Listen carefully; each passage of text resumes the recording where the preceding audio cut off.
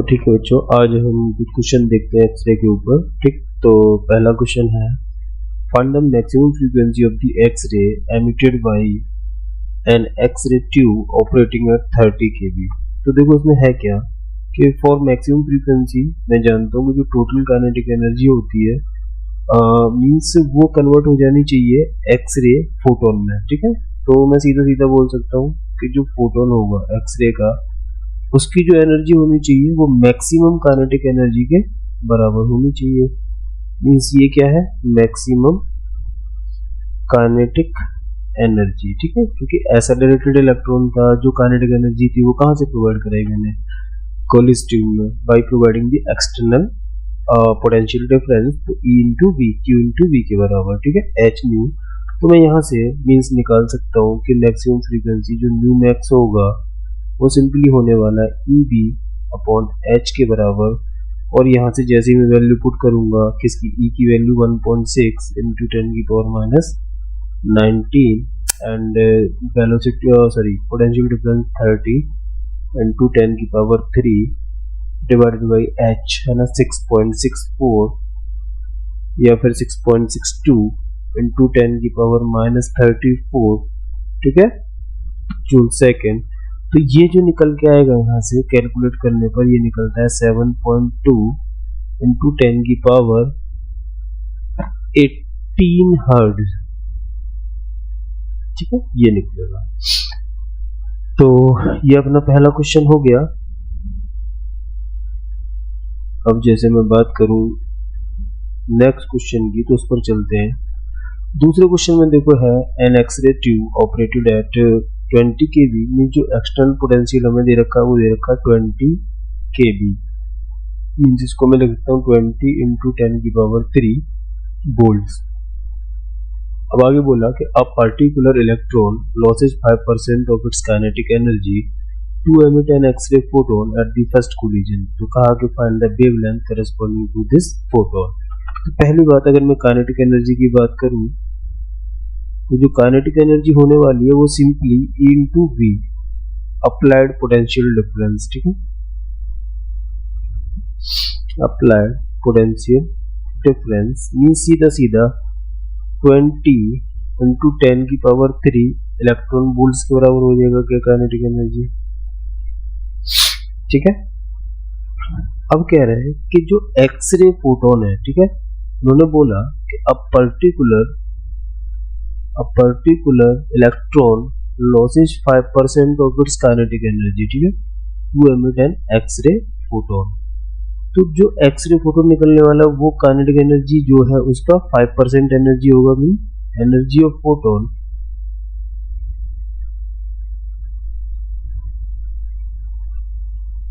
ये होने वाला है 5% ऑफ काइनेटिक एनर्जी। ठीक है, चलो कन्वर्ट कर लेते हैं इसको। तो ये आने वाला है 0.05 इंटू 20 इंटू 10 की पावर 3 इलेक्ट्रॉन वोल्ट। ठीक है, तो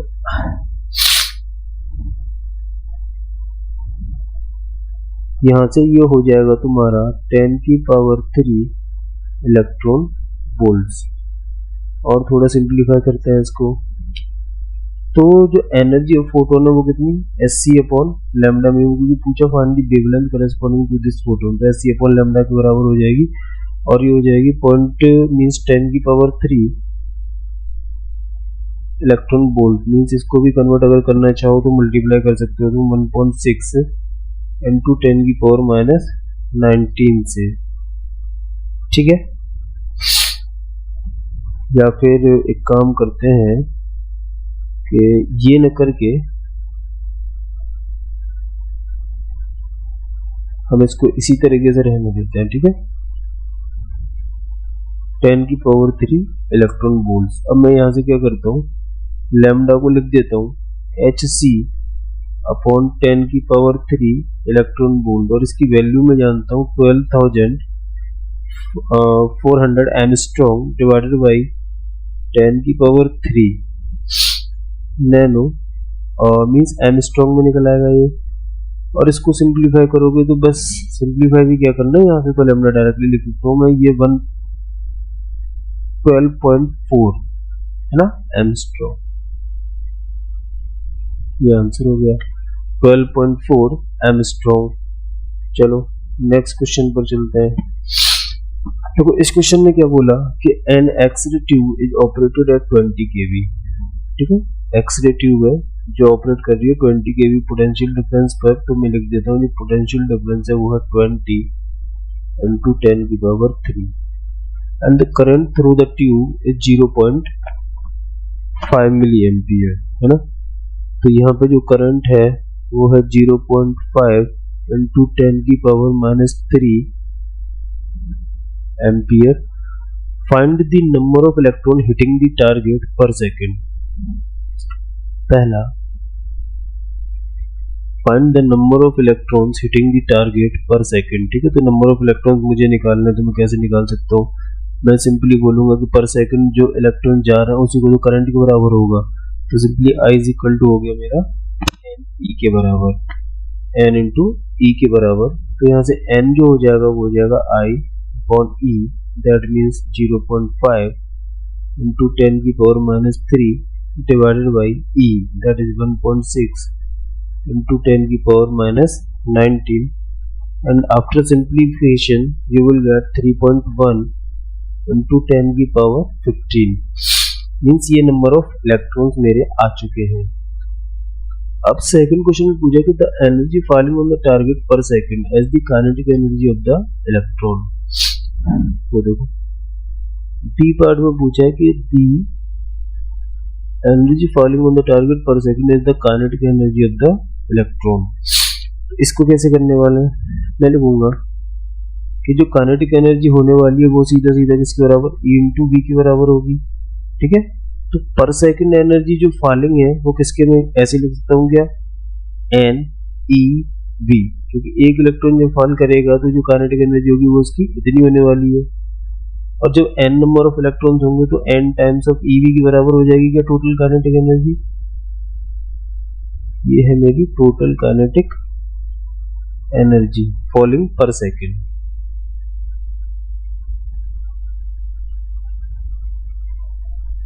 तो यहाँ पर मैं बोलूंगा कि n की वैल्यू पुट कर देता हूँ, simply n EV means 3.1 into 10 की पावर 15 इंटू 1.6 इंटू 10 की पावर -19 इंटू, अगर मैं बात करूँ पोटेंशियल डिफरेंस की, तो 20 इंटू 10 की power 3।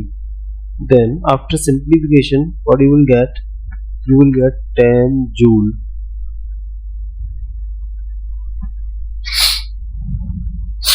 per second means second inverse, ठीक है।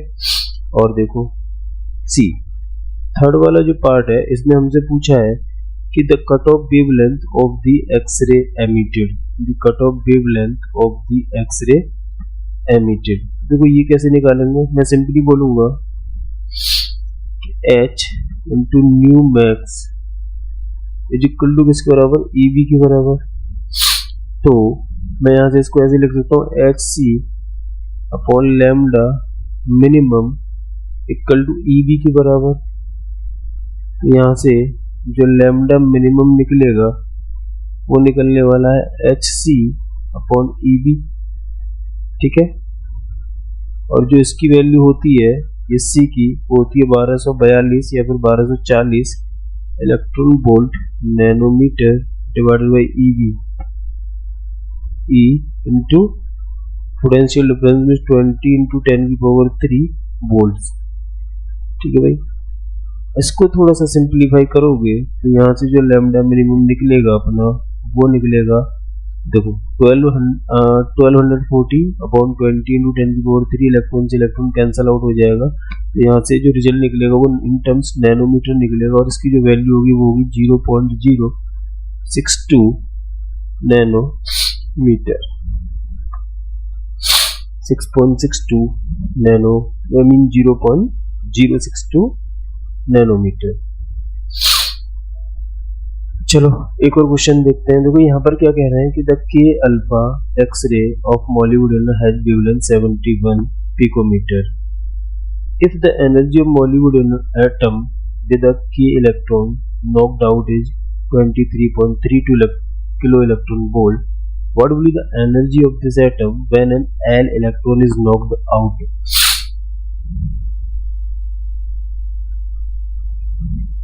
तो देखो है क्या, पहले एक शेल बना लेते हैं,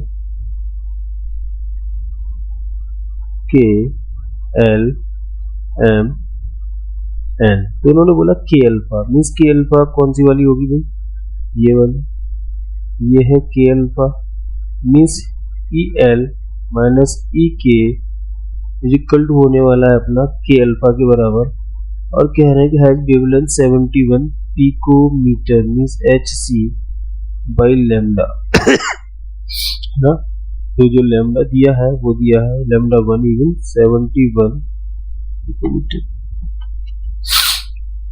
और आगे देखते हैं विद के electron knocked out is 23.32 kilo electron volt.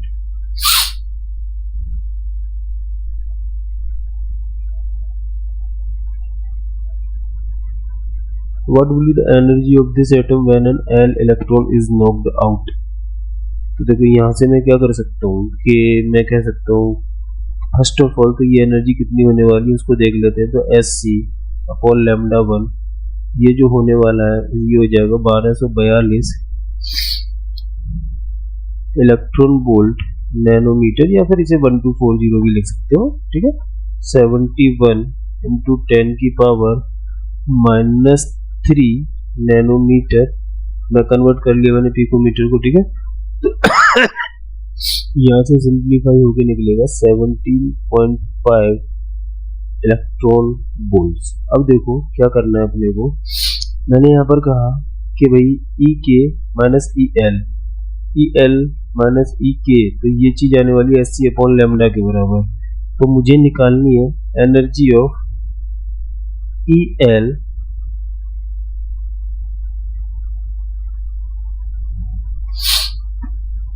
Question में दिया क्या है, with a k electron knocked out the energy of a molybdenum atom with a k electron knocked out is 23.32।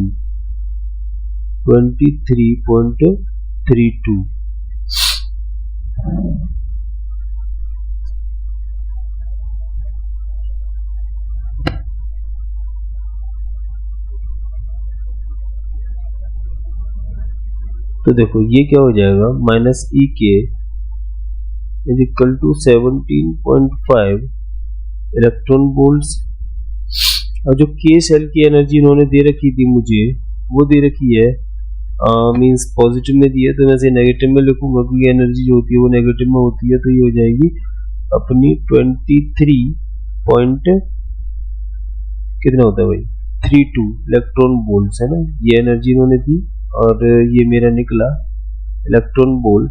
तो यहाँ से जो ई एल हो जाएगा ये हो जाएगा, इसको इधर लेके जाओगे तो 23.32 electron volts negative plus 17.5 electron volts. तो यहाँ से ये जो निकलेगा ई एल, इसकी वैल्यू निकलने वाली है 5.32 इलेक्ट्रॉन वोल्ट, ठीक है। चलो ये क्वेश्चन मैं होमवर्क में छोड़ देता हूँ, अब हम आगे बढ़ते हैं। देखो यहाँ पर हम बात करते हैं, तो है क्या कह रहे हैं कि ये अपने ऑब्जेक्टिव टाइप क्वेश्चन, ठीक है, तो ध्यान से सॉल्व करने अपने को। जैसे पहले क्वेश्चन में इन्होंने बोला मुझसे कि X ray beam can be deflected, है ना, be by an electric field, बिल्कुल नहीं, बाय ए मैग्नेटिक फील्ड, बिल्कुल नहीं, by an electric field as well as by a magnetic field, नहीं, neither by electric field nor by a magnetic field, तो यही सही है।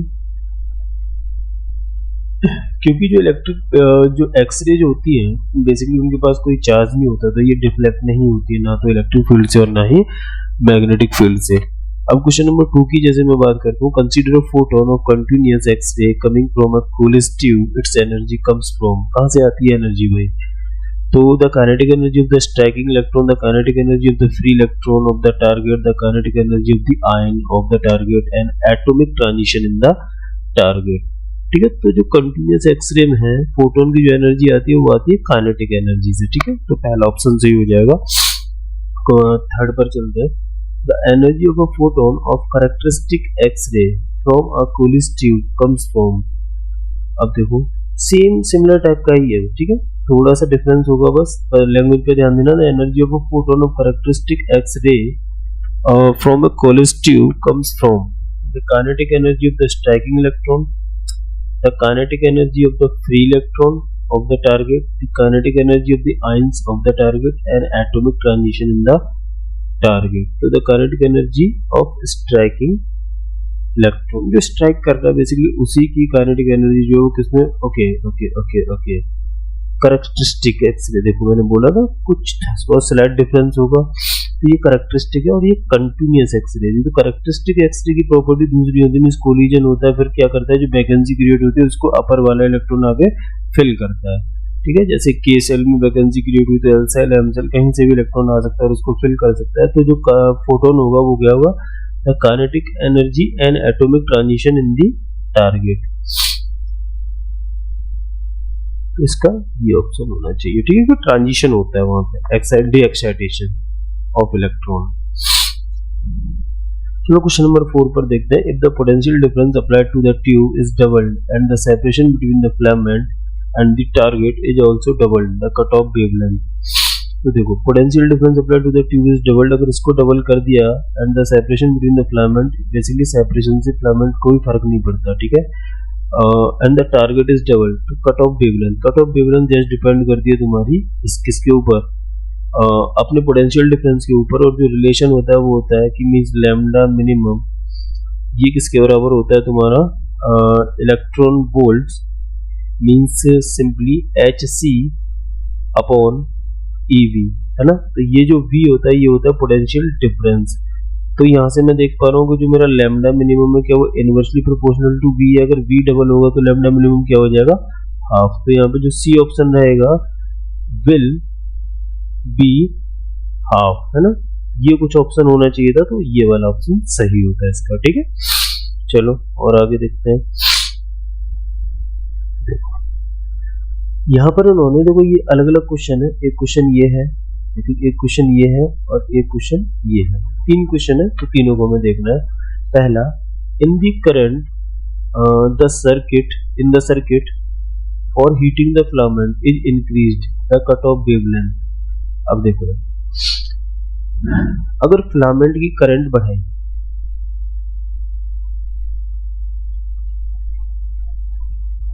अगर इसको इंक्रीज किया तो इससे क्या होगा, हमारा सिर्फ और सिर्फ इलेक्ट्रॉन की इंटेंसिटी बढ़ जाएगी, इंटेंसिटी इंक्रीज हो जाएगी। और इंटेंसिटी के बढ़ जाने से एज सच क्या कट ऑफ फ्रीक्वेंसी पर कोई फर्क पड़ेगा, I mean sorry cut off wavelength पर कोई फर्क पड़ने वाला है, बिल्कुल नहीं पड़ना चाहिए। कि cut off wavelength just depend करती है किस पर, मींस लैम्डा मिनिमम, इसको मैंने अभी अभी देखा, ये क्या है HC upon EV, where V is the potential difference.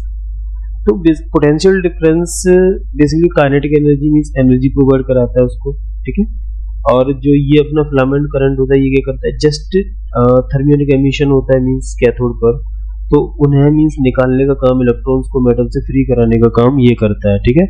तो इन दोनों में कोई रिलेशन नहीं है, तो यहाँ पर बेसिकली कोई चेंज नहीं होना चाहिए, ठीक है। तो विल रिमेन्स अनचेंज्ड आंसर होगा इसका।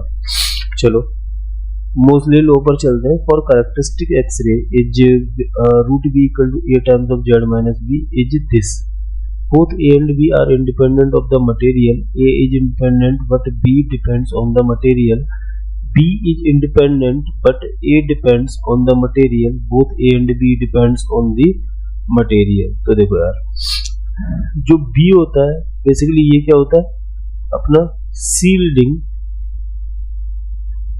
इफेक्ट, ठीक है, कांस्टेंट होता है जिसकी वैल्यू फॉर के अल्फा सीरीज कितनी होती है भाई, B होता है 1, है ना।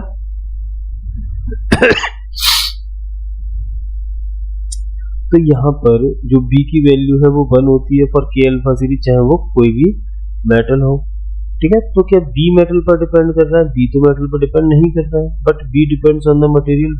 ये नहीं हो सकता इंडिपेंडेंट ऑफ द मटेरियल, और both A and B depends on the material, A depends on the material, है ना। तो बी तो इंडिपेंडेंट है, but A depends on the material, क्योंकि यहाँ पे देखो जो फैक्टर आता है वो आता है 3, है ना, 3/4 RC अंडर रूट में, है ना, RC बार, ये ऐसा आता है कुछ।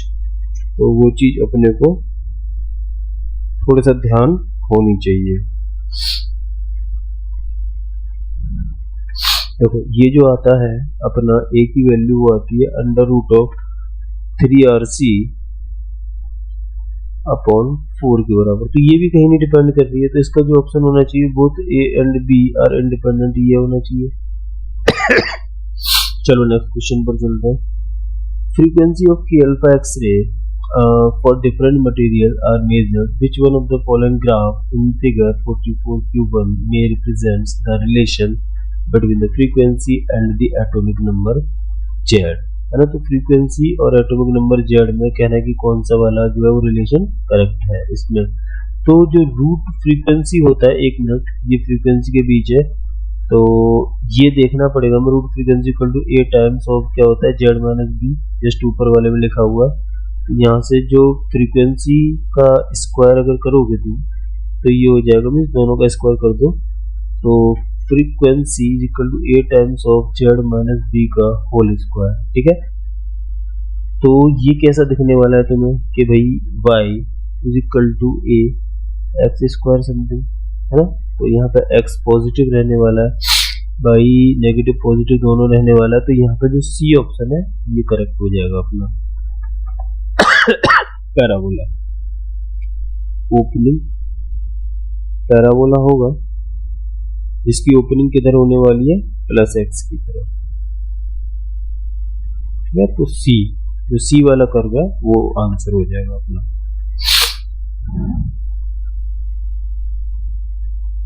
देखो जैसे ये क्वेश्चन है, यहाँ पे कह रहे हैं कि the X ray beam coming from an x ray tube, x ray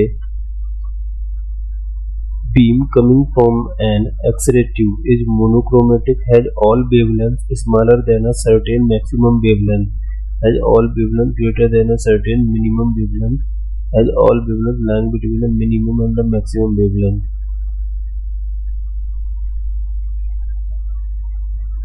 ये वाला ऑप्शन हो जाएगा, ठीक है। मिनिमम कट ऑफ जो वेवलेंथ होती है वो मिनिमम होती है, ठीक है। आपने ग्राफ भी देखा था, तो इसका जो ऑप्शन हो जाएगा वो ये वाला हो जाएगा, ठीक है। जैसे यहाँ पर देखो MCQ एक ये है, एक ये है और एक ये है। पहले कह रहे 50% of X ray coming from a college tube is able to pass through 0.1 mm thick aluminium foil if the potential difference between the target and the filament is increase. अगर पोटेंशियल डिफरेंस इंक्रीज हो जाएगा, दिखता जाता हो, अगर इसको increase करोगे तो काइनेटिक एनर्जी इंक्रीज हो जाएगी। काइनेटिक एनर्जी इंक्रीज होने का मतलब कि पेनिट्रेटिंग पावर इंक्रीज हो गई।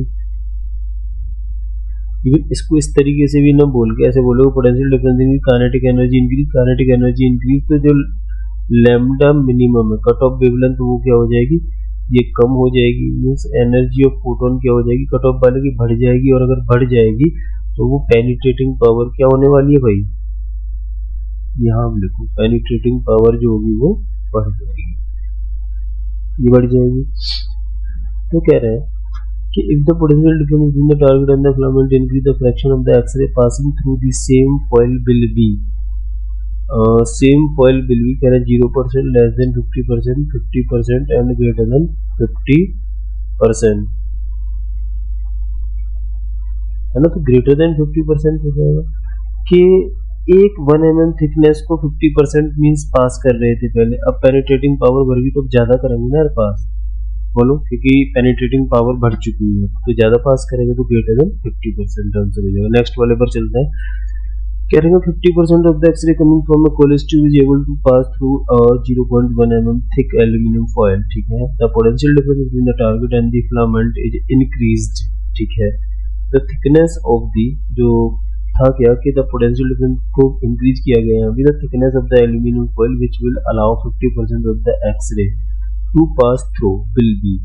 अब क्या करना पड़ेगा, देखो पेनिट्रेटिंग पावर बढ़ गई और अभी भी 50% पास करनी चाहिए, तो हमें क्या करना चाहिए, थिकनेस को, जो फिलामेंट है जो प्लेट है उसकी थिकनेस को बढ़ा देना चाहिए। अब भी 50% पास करते रहे जब तक उनकी पेनिट्रेटिंग पावर बढ़ गई है। तो मैं कहूँगा कि भाई इसके लिए कंडीशन तभी पॉसिबल है जब थिकनेस क्या हो जाए, ग्रेटर देन 0.1 mm हो जाए। ठीक है, नेक्स्ट पर चलो। अब कह रहे हैं कि the X ray from a Coolidge tube is incident on a aluminium foil, the intensity of the X ray transmitted by the foil is found to be I0। ठीक, the heating current is increased so as to increase the temperature of the filament and the intensity of the X-ray transmitted by the foil will be। ध्यान से देखो क्या बोला, X-ray from a coolest tube is incident on a thin aluminum foil। ठीक है, एक thin aluminum foil थी,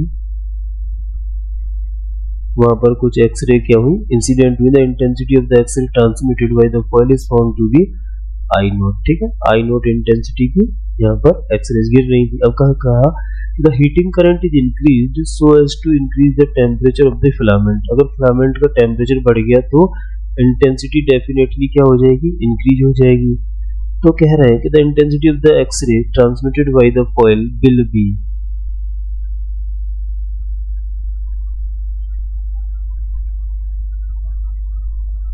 increase हो जाएगी भाई, ऑफ कोर्स, क्योंकि देखो होगा क्या कि जब करंट बढ़ा दिया, करंट बढ़ा दोगे, हीटिंग करंट बढ़ा दी तो नंबर ऑफ इलेक्ट्रॉन ज्यादा निकलेंगे, और जब नंबर ऑफ इलेक्ट्रॉन ज्यादा निकलेंगे तो मींस उतने ही ज्यादा टारगेट पर कोलाइड करेंगे, और जब ज्यादा कोलाइड करेंगे तो ज्यादा एक्सरेज निकलेंगी, तो जो इंटेंसिटी होगी एक्सरे की वो क्या होगी, वो भी बढ़ जाएगी। ठीक है, तो बस यही था।